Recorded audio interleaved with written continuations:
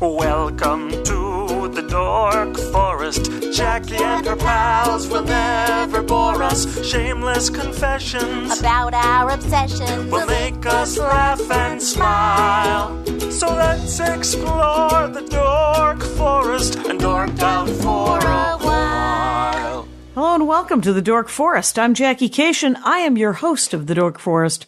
You probably know the websites, JackieCation.com, DorkForest.com, TheDorkForest.com. We're all over iTunes and whoever has downloaded it and repurposed it for whatever your needs. That's right. So feel free to review the show on iTunes. Feel free to email me, Jackie@JackieCation.com, if you have any comments, questions, or concerns. Anyway, let's do the credits. Mike Rickberg composed and sang that song you just heard. He sang it with his wife, Sarah. He'll sing again his words to the Mexican hat dance at the end of the program. Patrick Brady is going to fix this audio, and Vilmos does my website. Okay. There are many ways to support the show. Let's talk about them. The easiest way is just to tell other people about the show and follow me on Twitter and Instagram and Snapchat @JackieCation and tell people word of mouth. Another way to support the show financially, doesn't cost you anything, is the Amazon banner. On JackieCation.com, there's an Amazon banner under Support the Show. And on DorkForest.com, there's just an Amazon link that takes you to Amazon. And both take you to Amazon, you order like normal, and the show gets a little bit of a kickback. Doesn't cost you extra. It's just a way, if you order from Amazon, to help the show. More direct way of helping the show, you can give money to the show via PayPal. There's a PayPal button under the Support the Show page on JackieCation.com, and there's a PayPal button on DorkForest.com. You can donate directly.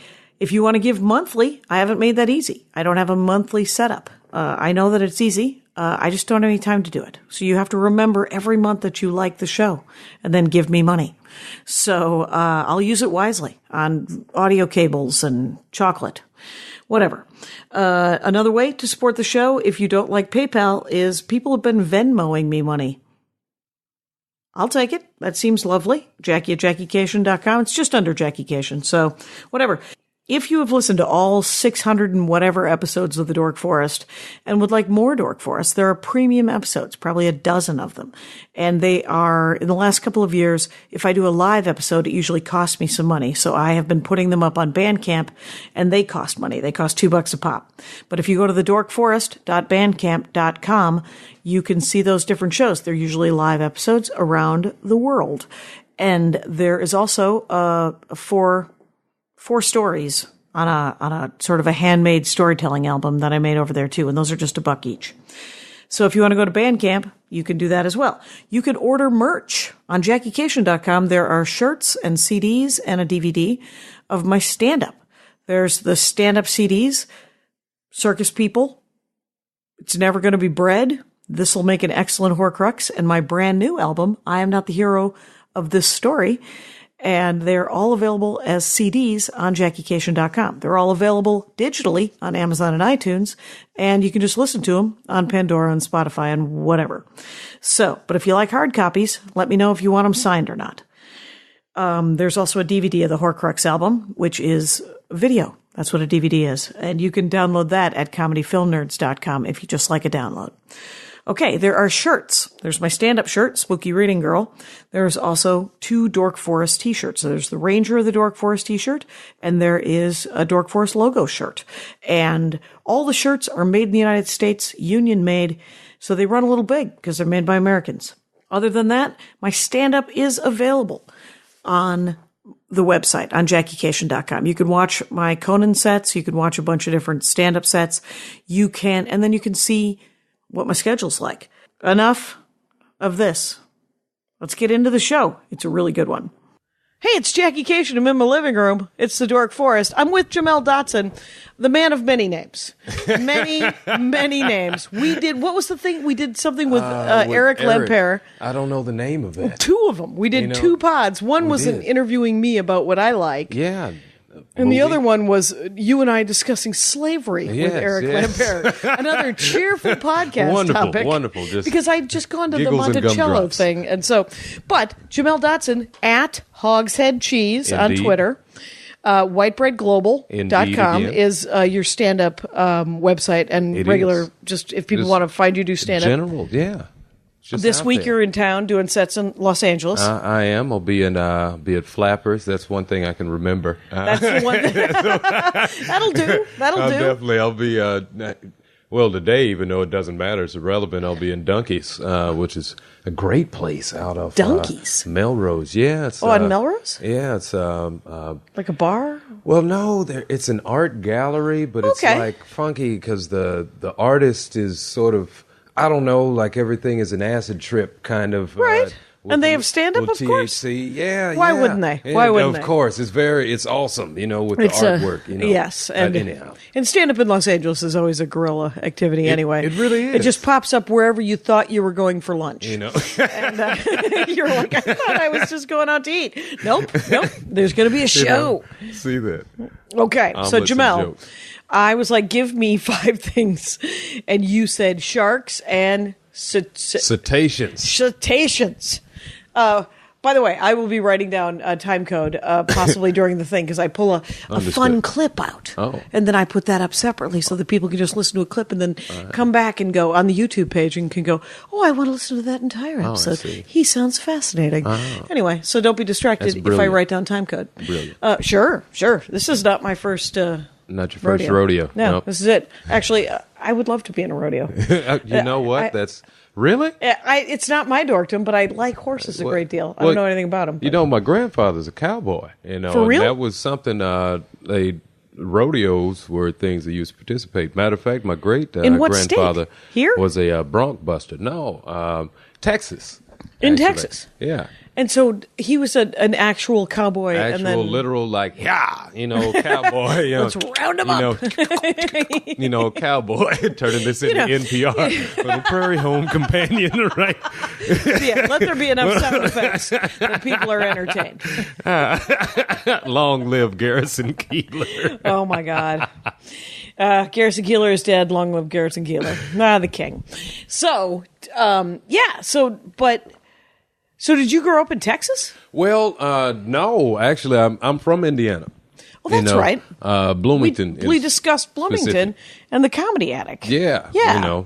And let's see, my family is from Texas. Okay, at least, originally, and so we're all Spread over, out. Spread out, and so but my grandfather and the family would have a farm out in Texas, a small town called Tig. Tig? Tig. It's spelled it's Teague, pronounced. Like some sort of Tig. weird It's Irish, like pig. like crazy Teague. Kind of. Right? Yes. Yeah. Okay. Little railroad town or whatever. Is it northern Texas or? It's weird. Spatially, I can't. It's kind of like central. Well, it's near Waco. Okay. It's I think that's not too far. Here, to give you an idea of the sort of area, it's what kind of? about 15 minutes away from this town called Mahia. It's pronounced Mahia, spelled Mexia, right? Now, this is the birthplace of Anna Nicole Smith. So just to give you an idea, right? Oh, Texas. What's Right. happened? What's happened with the language? What's going on? They invented their own dialect down there, It's a lot of letters, just going to pronounce 4 of them. That's Good true. for you. And so you grew up in Indiana, though. Yeah, I And grew up in Indiana, but I'd visit, all the time with the family. Yeah. You're like, oh, go and Yeah, it and was- so did you get to pet the horses and ride them? yeah, I got It's a to do a farm. lot, ride them. Oddly enough, I'll admit, I was terrified. Cows are scary, or at least they scared me as a child. They're intimidating. Very. I find cows, standing next to a cow, they're so dumb. You're like, they're going to kill me. Well, yeah. That's my thing with cows. Cows, as far as I'm concerned, are the dumbest animal.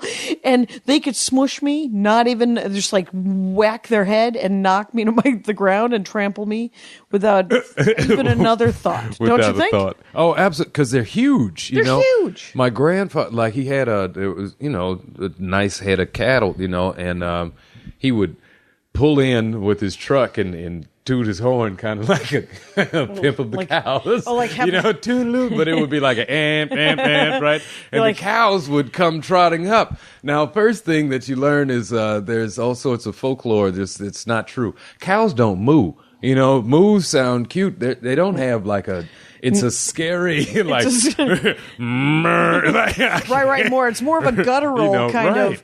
Yeah, I'm going to eat you if you don't eat me. Like and Russian, so German, and Arabic all in one. It's terrifying. With a Nazi twist. And then you're like, oh, great. You're going to take me out.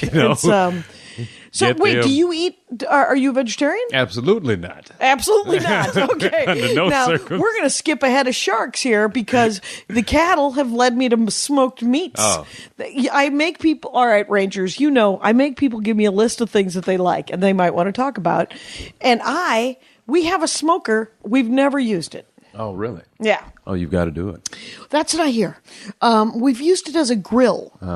Yeah. But I don't understand, because a smoker, it's like cooking something in the oven on low forever, right? Is that the deal? Well, yeah, it is in the sense of it's slow cooking, but it's, the smoking is about the flavor, that you get, out of the smoke, and it's kind of a culture, behind the sort of like smoked different, meats. people doing different wood.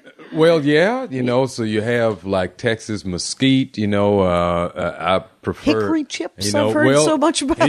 Right, you have different people that are different areas that are doing different things. Hickory, as I said, mesquite's one thing. Oak is another. That just sounds like that'll make a good fire. It does. Right. I don't know what it tastes like except for oak. Well, depending on what you use, right? it's flavorful, but some can give you more spice, sort of a sharp note.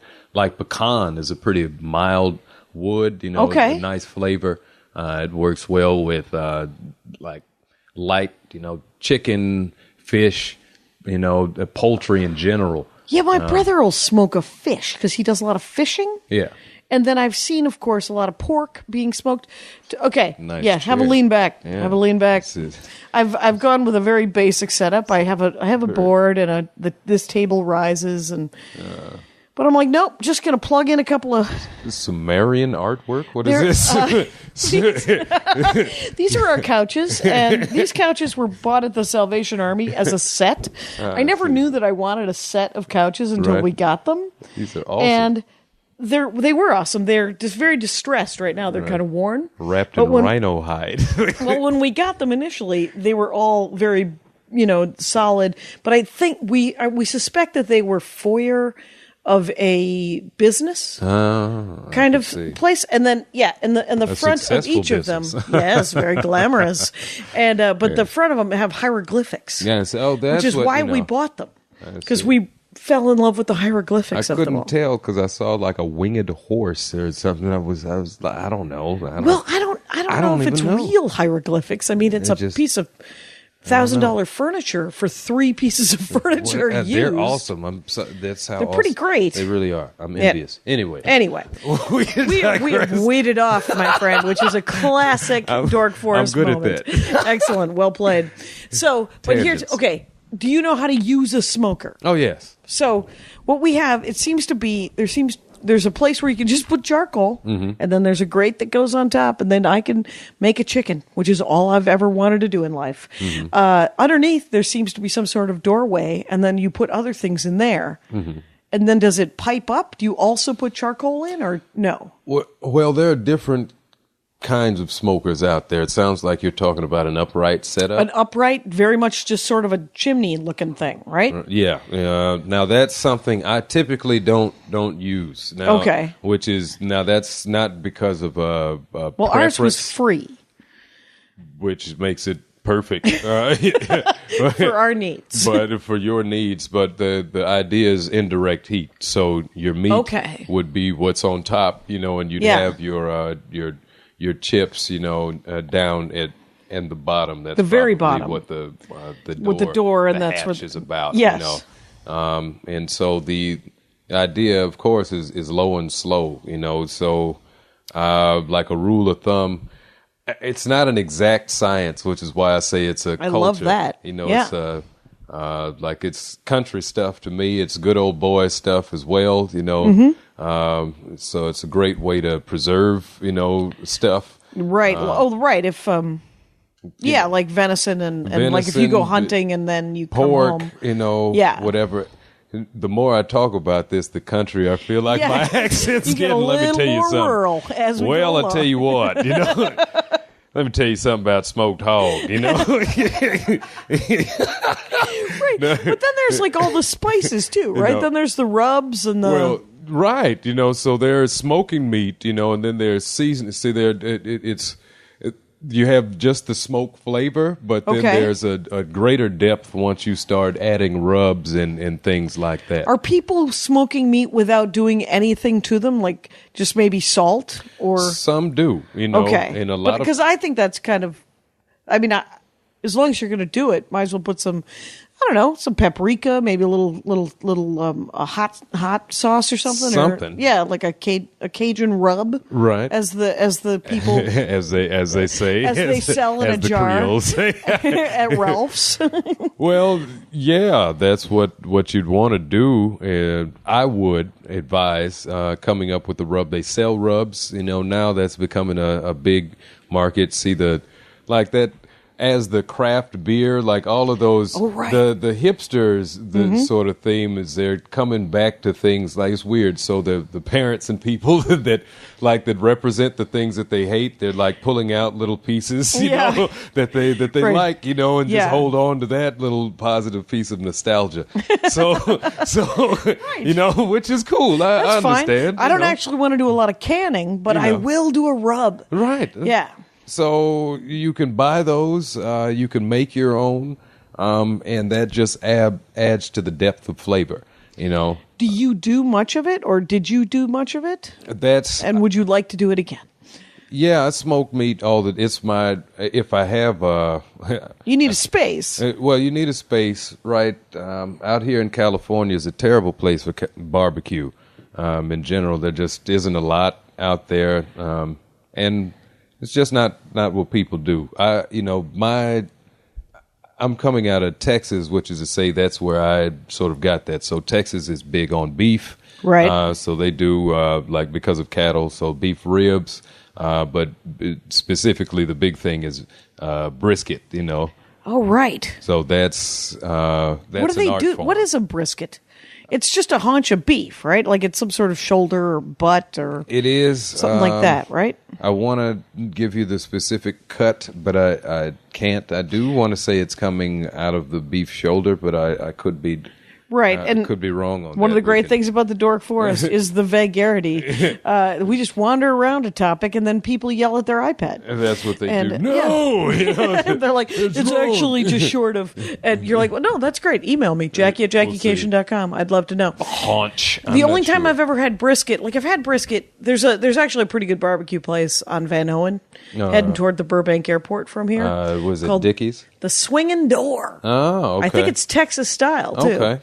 I like North Carolina style myself, just because it's more of a vinegar based. But that's the barbecue sauce. That's sauce, but also Carolina and pork. So you have not just sauce, but the sort of meat. And the things that they make. And I think that's largely based on whatever your state or was producing. And how I'm from Wisconsin, so there was no barbecue when I was a child. There was a lot of sausage. I come from you do a lot of I come from a German Polish crawling with Northern Europeans who are doing a lot of work with innards. I see. Innards. So like bratwurst and they're I guess guts and that's what sausages. While they were living, the cows had to be very valuable. I figure, because I think there was steaks involved, but we didn't. Well, I'm saying in the sense of it's cheese, right? That Wisconsin's so dairy cattle, so you're not producing the cows. A lot of beef cattle, yeah. Oh, do you? Is it beef as well? No, I doubt it. I'm sure there's some, but one of my great uncles had a dairy farm, and we went out and saw that. That was a lot of cows hooked up to some machinery. Yeah, I see the hooked up. I will say this for people that might be listening. I don't, as talking about the rub, salt is the most important, really, the ingredient. Okay. It's the key. I would say that, and not going with like a fine salt. I would get a like coarse. I sea deal salt with or kosher. kosher? Yeah. Kosher salt. What about that Himalayan pink salt? What Well, about that's that out there. fancy- They have a lot of different salt that's there. That's all well and good. I would, because honestly, your palate, most people, you're not going to tell the difference, from salt to salt.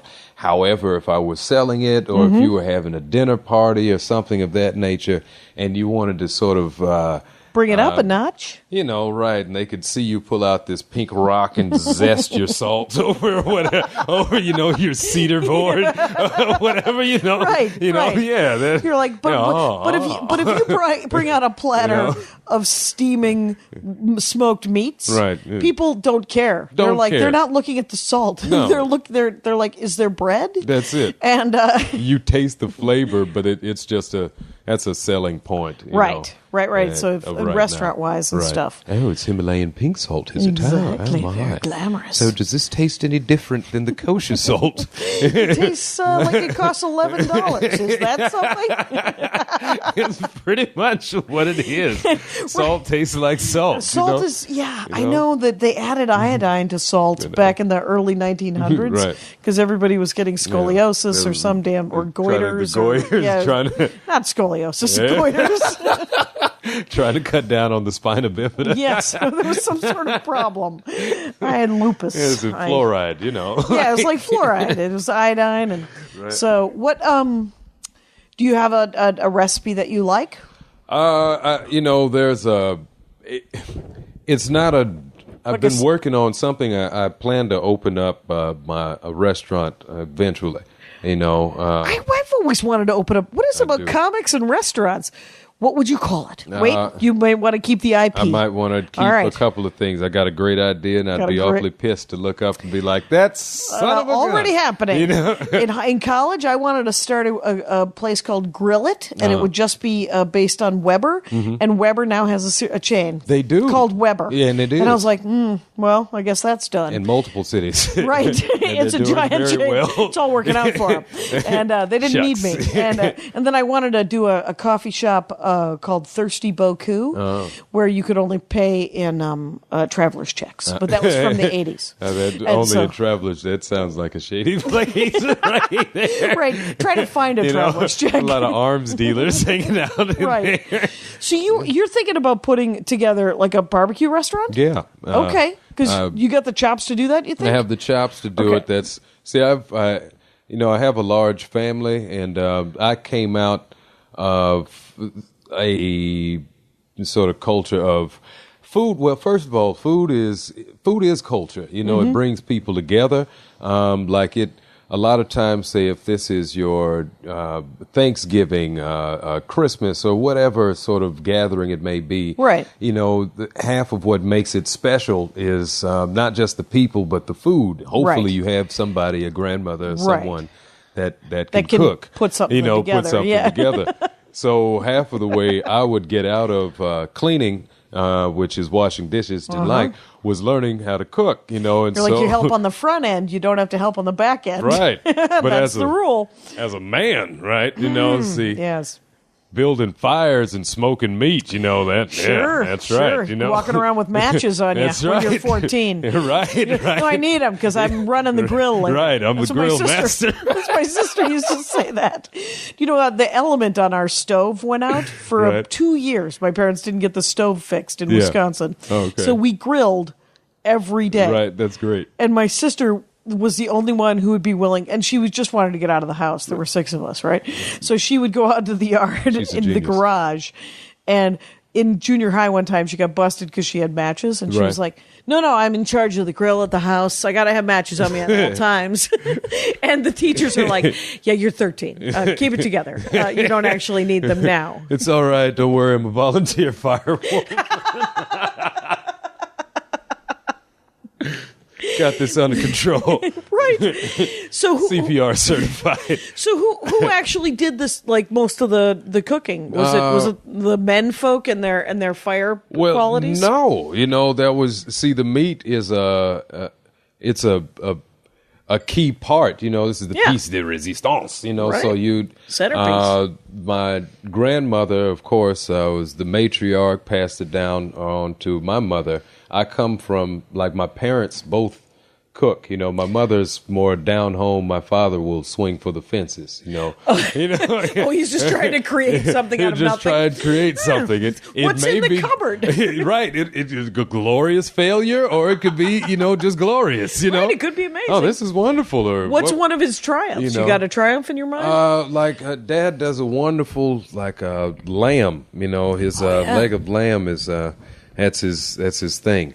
That's like a marinated with a shish kebab? I don't even know what he does. His mint and rosemary sort of thing. Oh, interesting. It's his shank, I believe.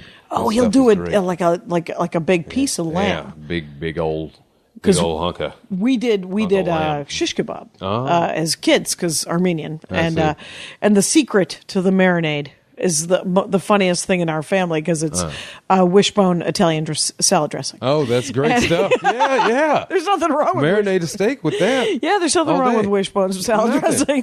They're nailing it. Yeah, they've really you're killing it. Science got involved and they really put it together. It's wonderful. Speaking of marinades and science, I think they recently debunked marinades and their value. And the overnight marinades, and they were saying that it's worthless, that all of that is just it makes you feel good, but it hasn't actually penetrated the meat any further,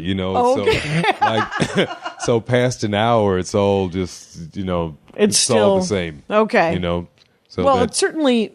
It's a better way to not have to do all the work at once. It is that. Because now it's marinating. I don't have to cook it right now. I don't think anybody's going to stop. Marinating makes you really seem like you know what you're doing. Yeah. It's an overnight. It's a 24-hour marinade. It's a marinade. It's real. Oh, don't touch it. It's marinated. It's marinating. It needs another, it's soaking in its own juices. 6.5 hours. I don't know. I'm marinating some root vegetables right now. I'm going to do a bake. Oh, what do you got? I got some beets, some fennel, some onions, some garlic, and a yam or a sweet potato. Okay. Just going to bake it up because we've been trying to eat more vegetables. No, the root vegetables, those are great, to throw. People don't do that. You really don't need much, just a little sprinkle of something, It was just salt, pepper, and oil. Yeah. That's what I went with. Yeah? And that's it, give it a little bake and you're good. And then just eat it. Yeah, because it's weird. The stuff days. is good. Yeah, rutabaga, who knows? A rutabaga, a turnip. The biggest problem is when you don't cook some of these things long enough, and that's when you go, "Oh, I hate that." This tastes like the earth, Yeah. That's because you didn't. Didn't cook it. Yeah. A little bit. Yeah. I mean, raw food is only good to people that like raw food. Right, and rabbits. Rabbits, and some foods are better raw than other foods. Green beans, fine raw. Better cooked, yes. But if you want a raw carrot, that's fine. Oh, but a raw turnip or a rutabaga is an error. That's a mistake. Absolutely. You dropped the ball, man. Oh, what is this? It tastes horrible. And I like them cooked. Beets, a raw beet, that's a terrible idea. The only reason I halfway started eating vegetables, by the way, was an episode of Gilligan's Island. Really? Yeah. Yeah. Did that get you too? No, I don't remember that episode. They had an episode where these beets, no, not beets, it was all sorts of supercharged radioactive fruits and vegetables, washed ashore. So if you ate the carrots, you had super sight, or ate the beets, it was sugar in them, so you had How all do sorts I not of energy, right? This episode? You missed. Oh man! So I ate so many carrots after that, and I would just try and see, as far as I could see, test people, Right.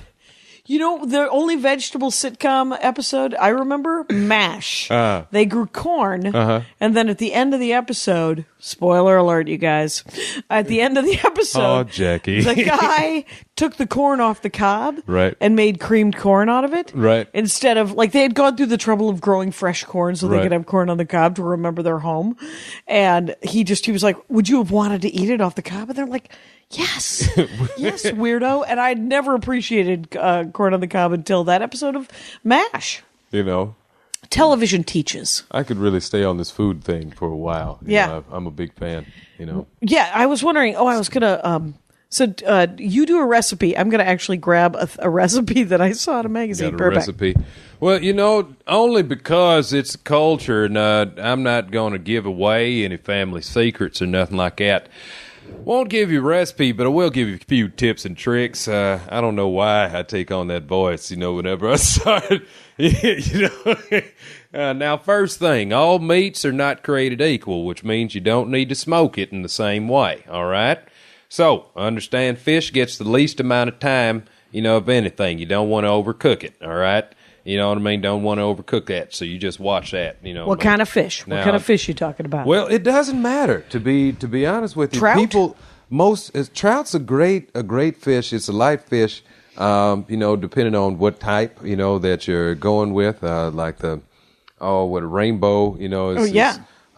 Big fan of that, but the elusive brown trout. the brown trout, what is that? The ruby, ruby red, you know. Yeah, they all kind of look the same anyway. They look silverish, like trout, you know. Yeah.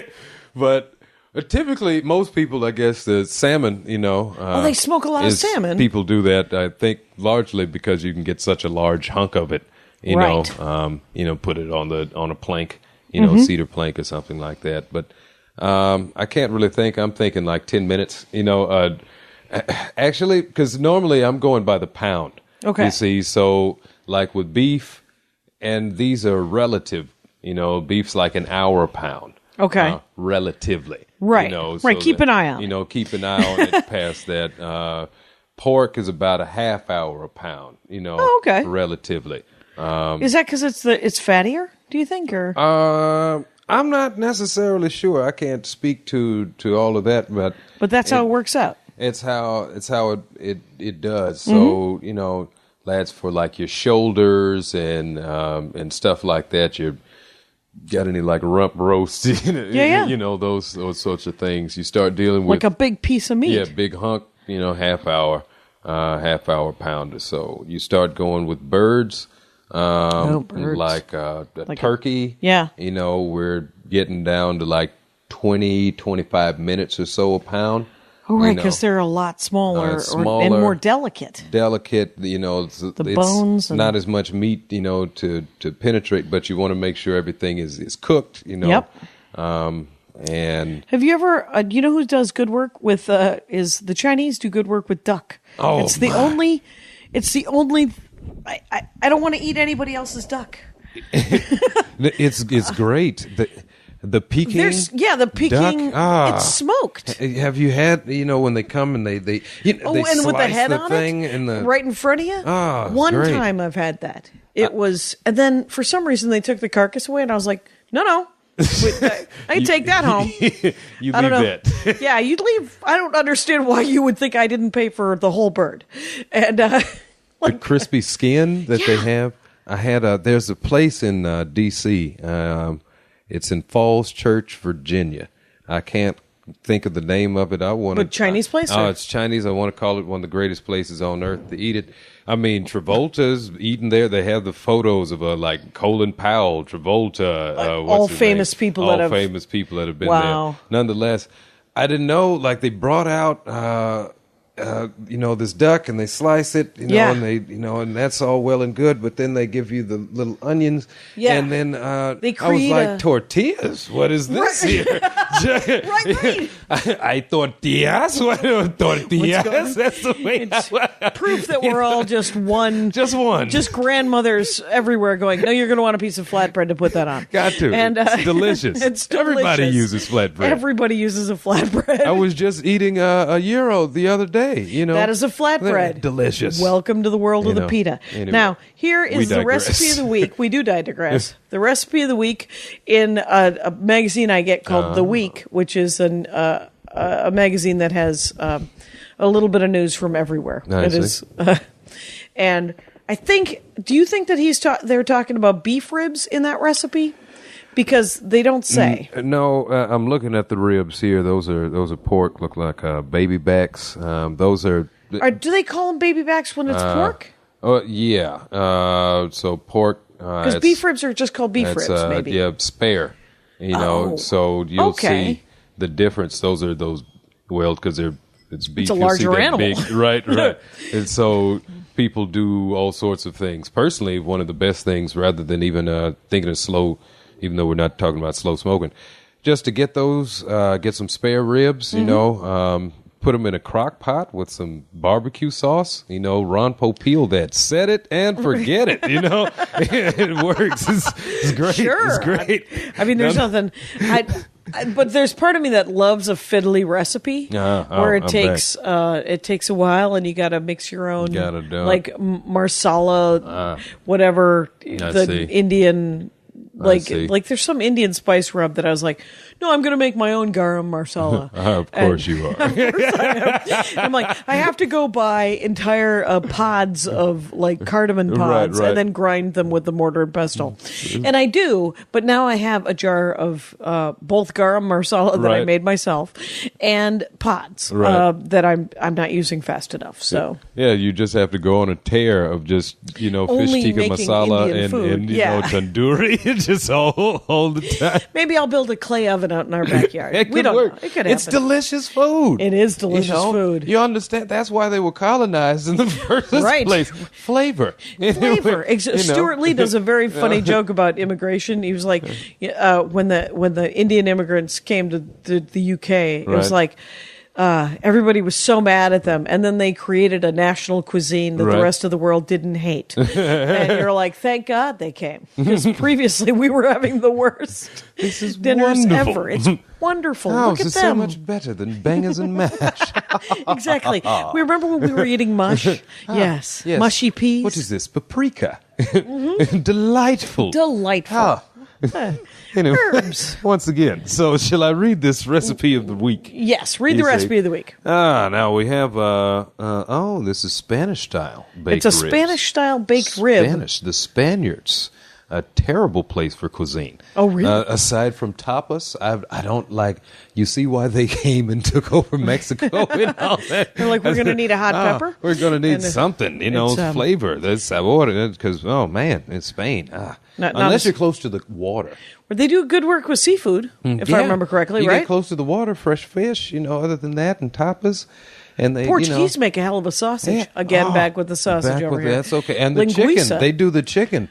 Everyone's doing good work with chicken. Everybody does, yeah. I'm not a huge fan of fried chicken just because it's got a lot of breading on it. I get it. And I would like to eat the chicken. Well, that's what the Portuguese are good for. They grill it. It's and great. The Indians as well. Oh, The tandoori, you would think it would be dry, but it is not. I really think we could do an episode of NPR. Just talking. The thing is whenever anybody, you have other dorkdoms, but I'm like, no, we're going to be talking about food, it turns out. By the way, I am talking with Jamel Dotson, Jamel Dotson, Dotson, stand-up comic, you guys, and you should follow him on Hogshead Cheese at Hogshead Cheese, or go to whitebreadglobal.com, or listen to the 1,000 episodes of me and him with Eric Lemper. Try and say it without smiling. It's difficult. Anyway, Here we go. So this is for 2 slabs of baby back ribs. All right. First, you need 2 cloves of garlic peeled. It's very important. You don't want to get that peel. But you just look at the. I mean, do whatever you want. But you say what? You don't have to read the whole thing. I mean, unless you would like to get into voice work. Are you going to read the? I was just thinking you could check the ingredients. Oh, you want and see if they're ingredients that you enjoy. Well, in ingredients, okay. So in this, they have garlic and salt, garlic, paprika, parsley, oregano, capers, Dijon mustard. So they've gone. I see. That's they're doing ribs, and that's a style I wouldn't necessarily go that way. I've had that before, It feels kind of a more of a vinegary sour kind of situation with the Grey Poupon or whatever. The mustard. with the Dijon, which interesting. Dijon's mustard is a great just sauce generally. Yeah, but that's cool. I really think you can get away with, something. Tony's. I'm halfway giving secrets, but Tony's Creole seasoning. It's a great thing. It's just a brand of Creole seasoning? Brand of seasoning, but, just Creole seasoning. But as long as you're using your sort of trifecta of salt, pepper, garlic, when it comes down to the ribs, and if you're smoking something, the smoke will do the rest, you know what I mean? But the salt is the key thing in terms of giving you flavor. And then your sauce, on the side, becomes, because really, you don't have to add the sauce. The sauce is really what you do afterwards.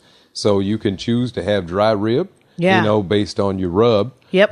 But normally if you don't have a rub, you need the sauce because your food doesn't have flavor. Right. Except for the smoke, Yeah. But, so if you're gonna, you could either do a rub or a sauce. I would say, but you could do a rub and a sauce. I would recommend both. Really? I really would. I think people. It just adds another layer. It just adds another layer. You don't have to. You don't want to make one overpower the other. So if you can find a way to sort of get both to complement each other, that's the sweet spot. But as I said, that's the culture.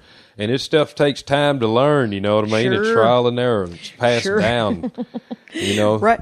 Well, and that's not osmosis, That's the thing is with rubs and with the smoking and the stuff, it's not it's not like baking. Mm-mm. It's more hit and miss and more organic. It feels a little more improvisational than baking. Yeah. Yeah, because baking is a science. And Very so much and you have to measure everything and make sure, you measure twice, cut once. Mm-hmm. That's carpentry. Yeah. Sure, Jackie. Of course you do. And but and the 2x4. yeah, exactly. And then you mix that up. Right. And then you put phyllo dough on top of it. I think that ice cream is going to melt if you want me to put that in. But so do you? Okay, so we could do all the birds, fish. There's pork. There's a pork recipe that I do. It's just a baked pork though. It's it's with a red onion and smoked red peppers and regular bell peppers. Okay. And then a lot of paprika and garlic and red onions, and then it's a slow cook. Oh, and I know. Tomatoes. Okay. A can of tomatoes. Tomatoes and peppers, and then a jar of roasted red peppers, and then paprika and red onions, and I think some garlic. Well, that sounds good. Is that oven? Or, it's a crock pot? Kind of crock potty kind of thing. I have like this baked, like a cast iron Dutch oven? Dutch oven-y thing. Yeah, that I stick in the thing for like 4 hours. Mm-hmm. And that's a slow cook on like 200 or 250 for 3 or 4 hours. Right. And then it's all falling apart. And then you put it on top of some peel off. That's great. And your life is kind of complete. I never liked pork before because we never. Really? Yeah, you could just. That's fine. Really. My stepmother was. She didn't like to cook, so she was not good at it on purpose. And she was like, "Why don't you figure out what you want to eat elsewhere?"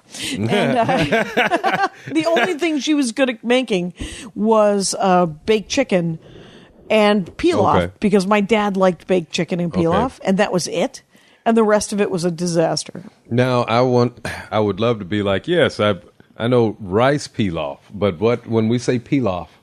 I'm only talking about rice pilaf. Okay. Yeah. All right, good. Because there's probably other pilafs, and I don't know what the word pilaf means. That's what I was trying to because I know the term, but I can't. What is pilaf? Pilaf is, as far as I can tell, without all the information, and this is a classic moment in podcasting, you guys. Not enough info. Let's expound. No need to Google it. It is nope. Why spend that kind of time? Why spend that? You hipsters. So it's what I would say is that it's rice done in sort of a fancy fashion, and you usually you add things like butter and pine nuts, and my stepmom and my grandma used to add like egg noodles, a little bit of egg noodles, or they were pine small nuts and what else? Pine nuts and egg noodles and butter. Oh, and in the rice, and then you cook the rice in chicken broth. Oh, so it's a lot more flavorful. Oh yeah. Oh, you add a stick of butter to anything. Yeah, just a stick of butter, a little Paula Deen for you. Exactly, huh? Yes. You know? There's some diabetes. And, poor thing. A little hop along. She's out of her mind. Anyway, so you ever watch those cooking shows? Oh, all of them, clearly. Clearly. Well, the thing is I'll watch. Like, there's ones that I watch, and I'm like, oh, I want to make that. Right. Like, I used to watch, I love Jamie Oliver. Okay. The Naked Chef. The Naked Chef, Yes. right. Yes. Today we're going to be cooking salmon, Make sure that it's wild caught, all right? We want to make sure that it doesn't have any of the preservatives that you want to stab it yourself. And so that you're not overfishing it. And then I like Jamie Oliver. I like who I like her, but I don't ever want to make anything she cooks. Right. Is that In a Garden woman? In a Garden, yeah. In a Garden, and also Rachel Ray. Rachel, we like Rachel. I'm unmoved. I don't want to make anything she's making. I don't want to make. But just like Rachel, And remember that skinny blonde woman who she was more interested in the table settings. That was not for me either. Maybe I can't.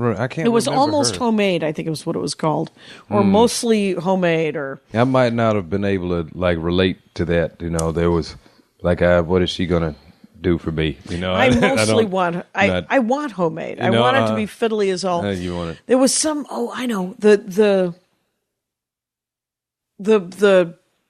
pork dish I got from one of back when the Food Network only showed recipe shows. I don't know. They just had their what's his? Bam! What was that? Emerald was there. Oh, Emerald. He was Giada. That lady. The teeth. That she had the smile. And then she would tell you something about right. And it was seriously the 1% would sit around 100%. And eat pomegranate seeds that were drizzled on top of a piece of lettuce. We've zested this with fruit you can only get for 2 weeks out of the year on a beach in Cambodia. You have to send a child up a chimney to get this. So that we sacrificed 2 children. It got a little dark, you guys. Was too much. I'm sorry. Jamel and I have spent a lot of time. Sorry. Went too deep. Sorry, Rangers. Oh, my fault. We bring it back. No. I think I started it. But bring the children back to life. Yes, please. let us. We haven't. No actual children were killed in the making of this food. Never. So, but if they were flavorful, right, with both a rub and a sauce, you guys. If you're gonna make, just cook them slow. Slow and low, you guys. It is terrible. It's terrible. People know that we're terrible. They'll get over it. The journey continues. Yeah. We've done 40 minutes on smoked meats. Okay. It's a hard switch to go to Harry Potter. It is. Have you ever had shark? Because you said you like sharks. I saw an entire setup of shark fins, and I was like, how many fins are on a shark? One, that's why I don't believe if I had, it was out of ignorance, but I want to say I would never at this point eat shark, and that's only, it's because of Well, one, you have the mercury poison and whatnot that's going on. Oh, right. But practical reasons. Practical, myself first. But two, and because of the fact they've shark fin soup and such, so they've been so overfished and not even fished, just maimed, and then re-released, and then they just throw them back. So of course you just killed the shark just for its fins, but then it's right. You're not using the whole so shark? You don't even use the whole shark. You see, so it's pretty horrific, stuff. Yeah. Oh, I appreciate the shark. So no, I would not. Did you know they can't swim backwards? Did you know that about sharks? No. They can't swim backwards. I found that out sense. on the Universal Lot tour when you go by the Jaws exhibit. Right. It was many years ago. And the shark, the mechanical shark that comes out during when you go by the set for Jaws. Right. The shark is supposed to come out. Right. And scare the tram ride. And it was broken. Right. And so it was going backwards. And the guy driving the tram said, "Oh, this is something that doesn't occur in nature. That shark is going backwards." And that made me look it up. And then I put it in a joke. But sharks can't go backwards. I learned something. See? That's what podcasting is all about. Well, do you have you're a podcast, dropping Jamel? knowledge. No, I'm going to get one. You got to do it. I've got to do it. I like to talk, and I have things to say. I need a podcast. That is all that is needed. It makes sense. Need some genuinely. sponsors. Oh, and then you got to get the sweet money of podcasting. I need that sweet rent money. That's what I need. I can't express to you how little money is in. I've gotten in on the ground floor of this non-money making endeavor. But maybe you will be one that hits it big in podcasting. I'm Joe Rogan, you know what I mean? You're the Joe Rogan, Mark Maron, Jimmy Pardo. It's going to happen. I don't know if there are any ladies. I know. The Two Dope Queens. Oh, Two Dope Queens. They're making a living off of their podcast. Right.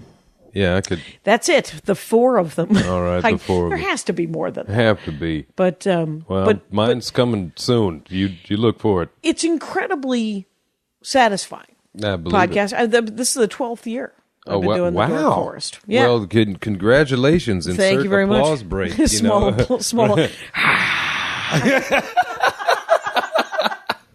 That was not planned, you guys. Not at all. Jamel and I just did that together.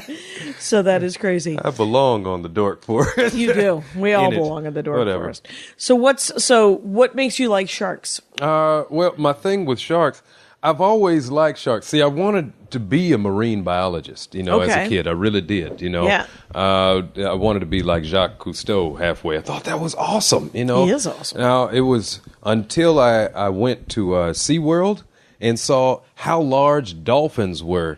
Like, that was when... That blew your mind? Well, first of all, like, it swam by, and I said, well, what was that? They were like, It's a dolphin. I said, that thing is huge, and people get in the water with that? And it looks at you with the eyes, and it's self-aware. Just the one eye. Yeah. They're self-aware. It's like Skynet with flippers. Terrifying. Skynet. They are very smart. So, right, they kill sharks because they're smarter than they are. Right. Dolphins stab them in the gills, right? They run them in the gills. Killer whales, now this is my favorite. Now, killer whales are the actual apex predator in the sense of what they've learned to do, because they're not instinct like sharks. Sharks they're so good at what they do. They've been doing it since, the past... a million years or something? 60 million years, something ridiculous. Anyway... Killer whales? Killer whales adapt. So what they do, they learn, their hunting techniques. It's real time, and they will teach real time. So what they've learned, if you flip a shark, they go into a catatonic state, right? So what they will do, you see, because you have to understand they're both ambush predators. And, the difference is sharks hunt alone, right? Yeah. You have... killer whales, orcas, they hunt in packs, right? So they will go and flip a shark over on his side, right on his back. And it'll freak out? No, it's catatonic. They will eat the thing, right? So there's no, freaking out. That's it, Jack. That's how you could kill a shark, is if you flip it over? You flip it. Wow. You have to flip it. All right. But you have to flip it. You have to, right. I mean, it's not just, hey, I just got to flip a shark over here. You have to figure out how to flip a shark. All you got to do is just ring the, put the bell around the cat's neck. You just surprise it, and it turns its head really fast, and then all of a sudden it's on its back. Only the killer whale can do that. Only the killer whale has the skill set to actually flip a shark on its back. But I was obsessed with, You liked like more sea animals, though. I was into, things that could, like, I was a guy, I was a boy, anything that was dangerous, that was out there you go. That's what I was. I like things in the sea, but I wasn't just into like, that's a seahorse. Have you ever been no. a seahorse, the beautiful seahorse? Oh, no, wonderful. No, I am a boy. Does it kill something? Well, tinier things than seahorses, but seahorses are this big. Is it just, I don't know, do seahorses swim? Do they scoot through the ocean? Oh, look at that. Have you ever gone scuba diving? Not at this time? And I would never. I've gotten in a shark cage. What? I've done that. Why would I never go scuba diving? But I've gotten. I would never go scuba diving, but sharks swim with sharks. Of course, I have. You've gotten in a cage, right? Yeah, so I can't judge. Like I can't be like most like black people watching 47 meters down. Typical white girl stuff. That typical like the black audience thing. That's me. I'm like, don't go in there. Do not go. That is not going to end well. I'm the worst at horror movies. Right. Anyway, but I can't be the stereotype. You can't be the stereotype. I am the stereotype. I can't defy it at all. So, but what did you do with the shark cage? I was in South Africa, and I had a chance to get in a shark cage, and I said, this is, Shark classic Week. Comic. I've been watching it my whole life. Like, wait, what can we do? Yeah, all right. Yeah, let's get in a shark cage, just me. Just on the ocean, like off of Johannesburg or wherever? Where was I? Was I in Joburg? No, Cape Town. I was in Cape Town. Okay. So this is like Guyans Bay, however they say it. Okay. Hey, bro. Laka. Anyway, Laka, bro. They say that. I've been trying to get that gig for a decade. I can't get that gig. There'll be another day. One day. It's One a great day. It's all going to work out. I heard it's a great gig. You got to go. But I ended up getting got a chance to get in the cage, and it's nuts. Now, first of all, I'm the only one. Well, it's me and a bunch of honeymooners, and because that's what you want to do. We're in love. Let's go. Let's go, and married couples French, and stuff. They're looking at me like, who is this guy? And why is he flying solo? What's going on? He's alone. Doesn't he have a girl that wants to almost die with us? Either that or he's got to be really, really famous. Like, we have no ideas.